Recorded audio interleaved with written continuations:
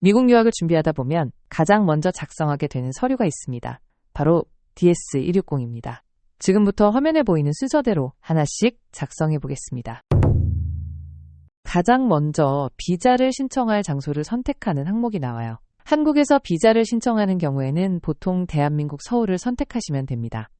다음으로 화면에 보이는 보안 코드를 입력하고 작성 시작 버튼을 누르시면 돼요. 신청을 시작하면 신청 아이디, 그러니까 DS-160 고유 번호가 바로 생성돼요. 이 번호는 작성 중간에 저장하거나 나중에 다시 이어서 작성할 때 꼭 필요해요. 그래서 이 화면이 나오면 신청 아이디를 반드시 따로 메모해 두시거나 화면을 캡처해서 저장해 두는 게 좋아요. 아래에는 보안 질문과 답변을 설정하는 항목도 나와요. 이건 나중에 신청서를 다시 불러올 때 사용되니까 기억하기 쉬운 질문과 답변으로 설정하시면 됩니다. 이 페이지에서 중요한 건 딱 하나예요.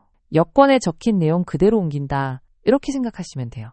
먼저 성을 적는 칸이에요. 여권에 적힌 성을 그대로 쓰면 돼요. 철자나 띄어쓰기 전부 여권 기준이에요. 다음은 이름이에요. 이름도 마찬가지로 여권에 적힌 이름을 그대로 적어주시면 돼요. 다른 이름을 사용한 적이 있는지 묻는 질문이 나와요. 개명이라 공식적으로 사용한 다른 이름이 있다면 예, 없다면 아니오를 선택하시면 돼요. 이름 코드가 있는지 묻는 질문도 나오는데 한국인은 대부분 해당되지 않아요.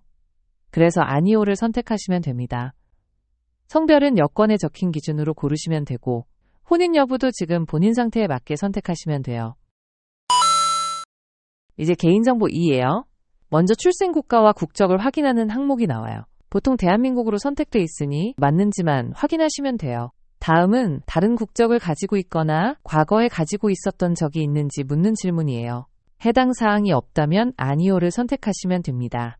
다른 나라의 영주권을 가지고 있는지 묻는 항목이 나와요. 이 부분도 대부분 아니오를 선택하시면 돼요.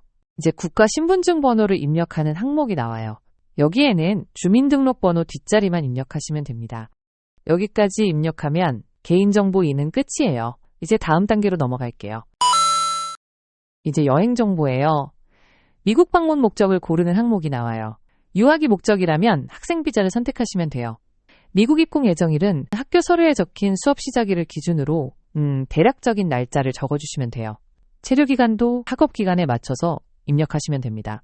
저희는 보통 홈스테이나 기숙사 주소를 입력하지 않고 I-20에 나와 있는 학교 주소를 미국 체류 주소로 작성하고 있어요. I-20 서류에 보면 학교 주소가 명확하게 나와 있기 때문에 가장 안정적인 방식이기도 하죠.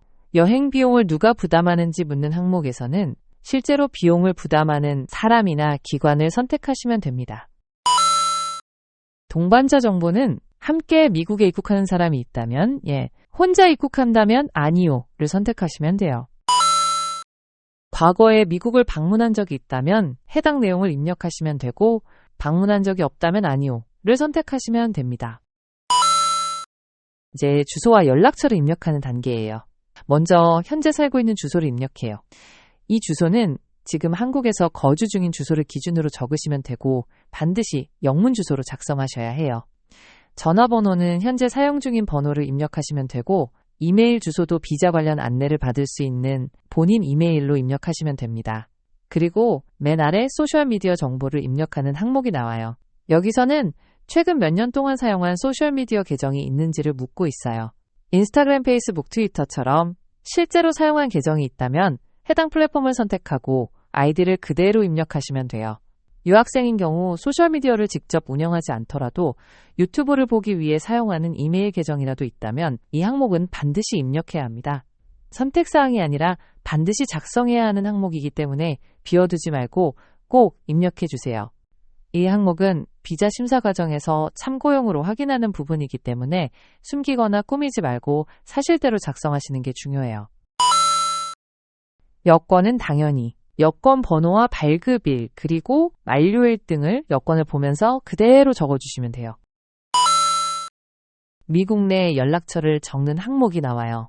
미국에 지인이나 친척처럼 연락 가능한 사람이 있다면 그 사람의 정보를 적으시면 됩니다. 또는 유학 목적으로 미국에 가는 경우에는 학교나 학교 담당 부서 정보를 적으시면 돼요. I-20를 보면 스쿨 인포메이션 항목에 학교 담당자의 이름과 연락처가 나와 있는데 그 정보를 그대로 입력하시면 됩니다. 이제 가족정보 항목이에요. 부모님 성함과 기본 정보는 알고 있는 범위 안에서 입력하시면 됩니다. 다음으로 부모님이나 직계가족 중에 현재 미국에 거주하고 있는 사람이 있는지 묻는 질문이 나와요. 해당되면 예, 없다면 아니오를 선택하시면 돼요. 또 아래에는 미국 시민권자나 영주권자인 가족이 있는지도 묻고 있어요. 이 부분도 해당 여부에 맞게 선택하시면 됩니다. 이제 현재 직업과 학력, 그리고 추가적인 교육이나 훈련 정보를 입력하는 단계예요. 이 부분은 지금까지 어떤 활동을 해왔는지를 정리해서 보여주는 항목이라고 보시면 돼요. 먼저 현재 직업 상태를 입력하는 화면이에요. 지금 하고 있는 활동이 무엇인지 선택하게 되어 있어요. 학생이라면 학생을 선택하시면 되고, 직장을 다니고 있다면 현재 직업을 선택하시면 됩니다. 그 다음에는 현재 소속된 학교나 직장 정보를 입력하게 돼요.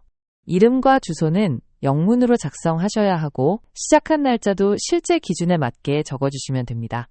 유학생의 경우에는 현재 학교 정보가 앞으로의 학업 계획과 연결되는 부분이기 때문에 특히 정확하게 입력하는 게 좋아요. 다음으로 넘어가시면 이전에 했던 활동을 입력하는 페이지가 나옵니다. 과거에 다녔던 학교나 이전에 근무했던 직장이 있다면 해당 내용을 추가로 입력하게 돼요. 모든 경력을 다 적을 필요는 없고 의미 있는 학력이나 직업 위주로 사실대로 작성하시면 됩니다. 이제 추가적인 정보들을 확인하는 질문들이 나와요. 먼저 외국어를 사용할 수 있는지 묻는 항목이 나와요. 영어를 포함해서 사용 가능한 언어가 있다면 언어 이름을 입력하시면 됩니다. 다음으로 최근 5년 이내 다른 나라를 여행한 적이 있는지 묻는 질문이 나와요. 여행한 적이 있다면 예, 없다면 아니오를 선택하시면 됩니다. 그 다음에는 전문 기술이나 특정 분야의 훈련을 받은 적이 있는지 묻고 있어요. 연구기술 실험 또는 전문적인 장비나 시스템을 다뤄본 경험이 있다면 해당 여부에 맞게 선택하시면 됩니다. 아래에는 군 복무 경험이 있는지도 묻는 질문이 나와요. 군 복무를 한 적이 있다면 예, 없다면 아니오를 선택하시면 됩니다. 마지막으로 군이나 무장단체 또는 준군사 조직과 관련된 활동이 있었는지도 확인해요. 해당 사항이 없다면 아니오를 선택하시면 됩니다. 여기부터는 조금 질문이 많아 보일 수 있는데 대부분은 간단하게 예 또는 아니오로 체크하는 내용이에요. 화면에 나오는 질문을 하나씩 읽어보시고 본인에게 해당되는지만 보고 솔직하게 선택하시면 돼요. 특별한 일이 없다면 대부분 아니오를 선택하게 될 거고 괜히 어렵게 생각하실 필요는 없어요. 이 파트는 지금까지 작성한 내용이랑 크게 연결되는 부분은 아니니까 차분하게 체크만 해주시면 됩니다. 이제 학생 비자와 관련된 정보를 입력하는 단계예요. 이 화면은 앞에서 학생 비자나 교환 방문자 비자를 선택한 경우에만 추가로 나타나는 항목이에요. 먼저 추가 연락처를 입력하는 부분이 나와요. 비자 심사 과정에서 추가 확인이 필요할 때를 대비해서 연락 가능한 정보를 적는 칸이에요. 여기서 중요한 점은 2명 모두 국내에 거주하고 있는 지인이어야 한다는 거예요. 가족이나 친척은 입력할 수 없고 미국에 거주하고 있는 지인도 입력하면 안 됩니다. 그래서 이 항목에는 반드시 한국에 있는 친구나 지인 중에서 연락이 가능한 사람 2명의 정보를 입력해 주셔야 해요. 다음은 세비스 정보예요. I-20 서류에 적힌 세비스 아이디 번호를 입력하는 단계예요. 세비스 번호는 유학생 신분을 관리하는 데 사용되는 번호라서 숫자나 철자를 틀리지 않게 한 번 더 확인하고 입력하는 게 좋아요. 여기까지 작성하면 학생 비자와 관련된 정보 입력은 마무리 단계라고 보시면 돼요. 이제 사진 업로드 단계예요. 비자 사진 파일을 업로드하고 사진 검사를 통과해야 다음으로 넘어갈 수 있어요. 사진은 정면을 보고 찍은 얼굴 사진이어야 하고 배경은 흰색이나 밝은 단색 배경이 기준이에요. 모자나 안경은 착용하면 안 되고 얼굴이 또렷하게 보여야 합니다. 사진 파일은 가로와 세로가 같은 정사각형 사진이어야 하고 사이즈는 600픽셀 이상, 1200픽셀 이하예요. 파일 형식은 JPG로 업로드 하셔야 하고 용량은 240KB 이하여야 해요. 업로드 버튼을 눌러 사진을 선택하면 자동으로 사진 규격 검사가 진행돼요.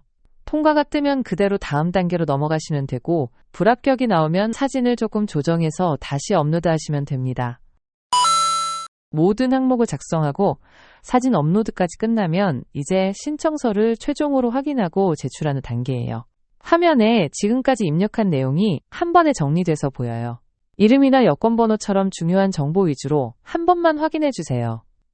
제출한 뒤에는 수정이 어렵기 때문에 2단계에서 확인하는 게 좋아요. 다음으로 신청서를 작성하는데 다른 사람의 도움을 받았는지 묻는 질문이 나와요. 혼자 작성했다면 아니요를 선택하시고 아래 여권번호와 화면에 보이는 보안코드까지 입력하시고 전자서명까지 하시면 끝입니다. 제출이 완료되면 확인 번호가 나오는데 이 번호는 이후 절차에 필요하니까 반드시 저장해 두세요. 유학 준비 과정에서는 서류 하나하나가 다 중요하지만 특히 DS260은 비자 심사의 기본이 되는 서류라서 차분하게 그리고 정확하게 작성하는 게 중요해요. 이 영상이 미국 유학을 준비하는데 조금이라도 도움이 됐으면 좋겠습니다. 지금까지 시청해 주셔서 감사합니다.